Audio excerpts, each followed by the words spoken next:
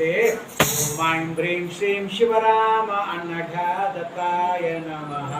ఓం ఐం హ్రీం శ్రీం శివరామ అనఘాదత్తాయ నమః. అందరూ నాతో చెప్పండి. ఓం ఐం